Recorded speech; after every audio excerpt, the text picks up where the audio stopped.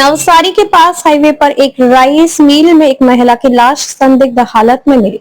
जो rice mill कई सालों से बंद है। पुलिस को शक है कि यह रेप के बाद हत्या का मामला है। पुलिस ने अब लाश को अपने कब्जे में ले लिया है और एफएसएल और डॉग स्क्वाड की मदद से जांच कर रही है। एक स्थानीय युवक ने लाश देखकर पुलिस को सूचना दी। घटना नवसारी में हाईवे के पास महाआशा राइस मिल में हुई।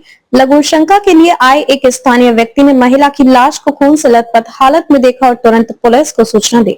रिपोर्टर भरत पटेल, नवसारी। आज रोज नवसारी जिला खाते ग्रीड पास आवेल महाआशा राइस मिल जे बंद हालत में छे ने अवावरू जग्या छे त्या एक 35 થી 40 વર્ષની મહિલાની એક લાશ મળી આવેલ છે।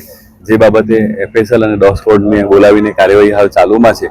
એમના પીએમ બાદ જે પણ આ પીએમ નોટમાં આવશે એ મુજબની કાર્યવાહી કરવા માટે નવસારી રૂરલ પોલીસ સ્ટેશન દ્વારા કાર્યવાહી કરવામાં આવશે।